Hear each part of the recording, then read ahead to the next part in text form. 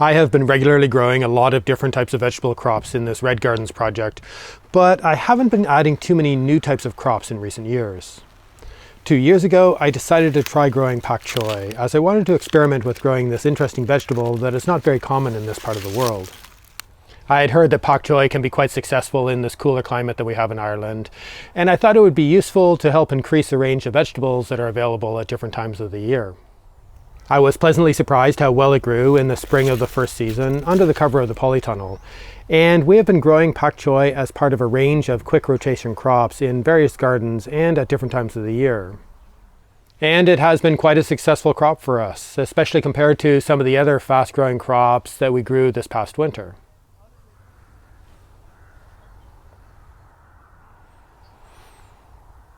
When I started growing other crops, I generally picked up seeds from an open pollinated variety that may have been recommended, or more often I just randomly selected one from what was available.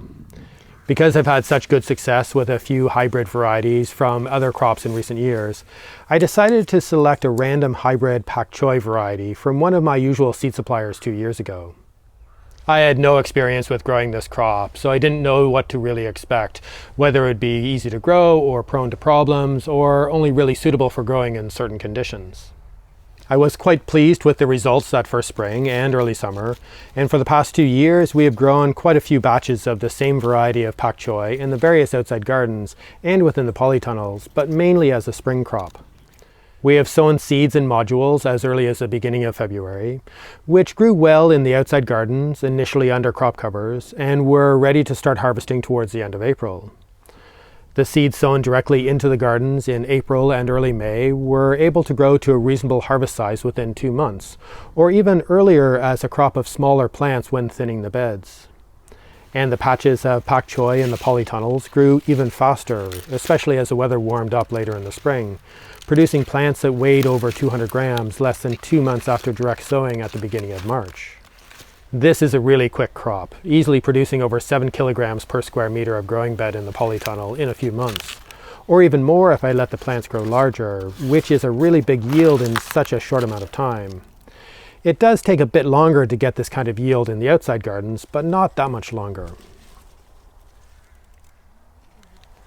We have been growing pak choi with a range of other fast-maturing crops, succession sowing small batches of these different crops every few weeks in different gardens, aiming to get more of a continuous supply to harvest. This makes it quite easy to compare the different types of plants and to see how the different crops grow in different seasons, and what types of problems or issues can arise. Slugs affect a lot of different plants, and they seem to enjoy hiding between the leaves at the base of the pak choi plant, but we are getting better at reducing the presence of this pest in the gardens. Pak choi is one of several brassica types of plants in this set, which all share similar pest issues, especially with the flea beetles, which can cause a fair amount of damage to the outer leaves of these plants. The infestation of cabbage root fly larvae that affected a lot of the brassicas last year might have been part of the reason that the pak choi plants didn't grow so well in the summer, but I didn't do a proper check to see if this was the case.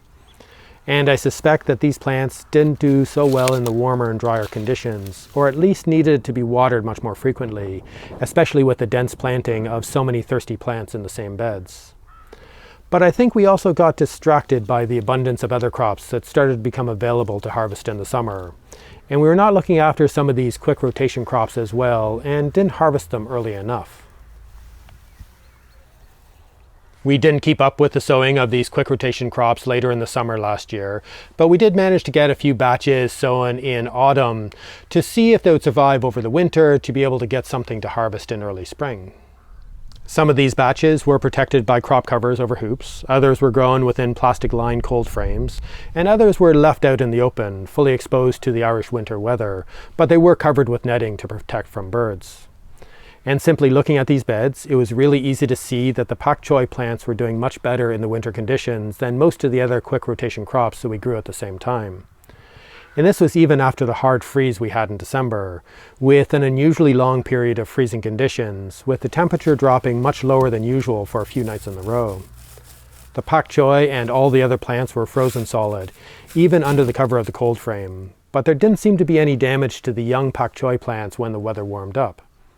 The plants under the crop covers suffered a bit more, but they were also more mature plants, so it is hard to compare. But the pak choi definitely recovered much better than the lettuce and a few of the other crops in the same bed.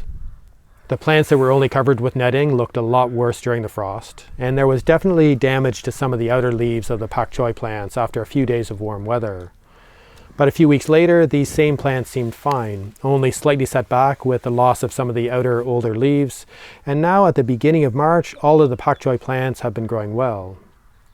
We have started harvesting some of these plants that were sown 4 months ago under the cold frames, and even the plants that were sown in the middle of September and growing without any protection for more than 5 months over winter are okay.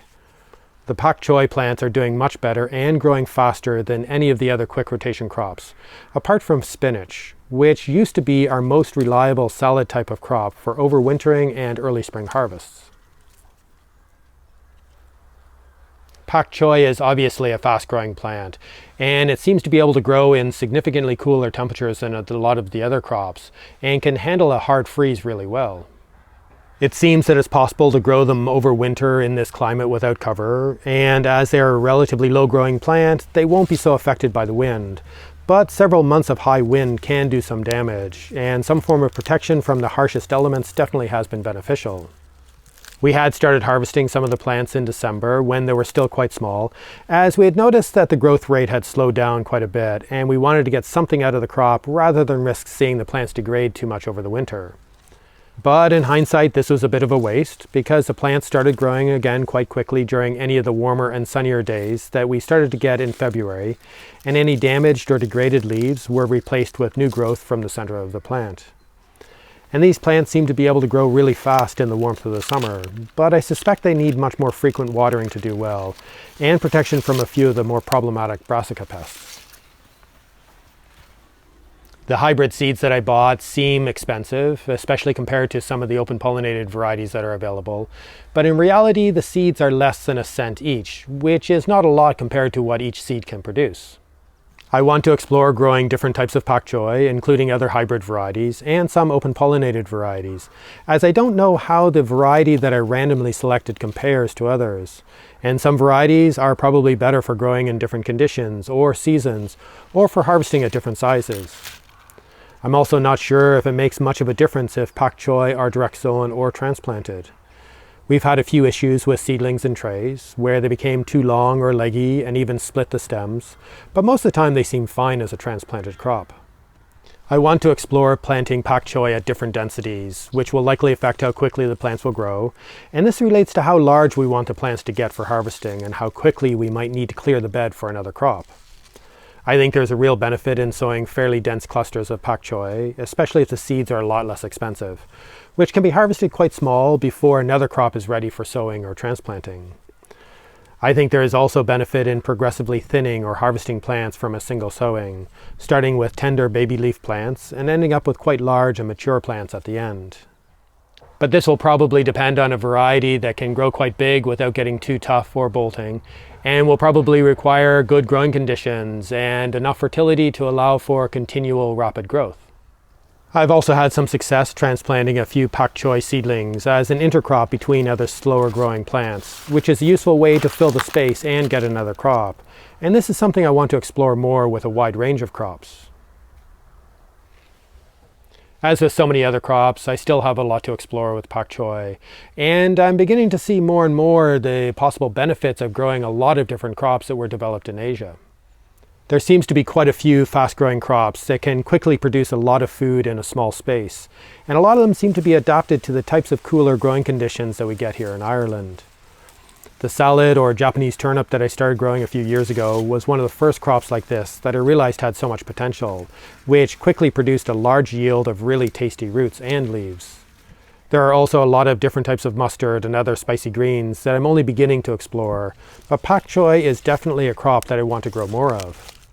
But it is still not a very common vegetable around here, and many people are not very familiar with using pak choi and similar types of vegetables in the kitchen. And I think that this is probably a factor that will limit the amount of these types of vegetables we can effectively grow in our gardens and other growing spaces. Learning how to successfully grow these crops can take a bit of time and effort, though they can get really productive. But adapting our diets to eat a lot more pak choi and related crops may be a more difficult transition. But I think the more of these types of crops we can eat, the easier it will be to feed ourselves from our own growing spaces, especially at this time of year.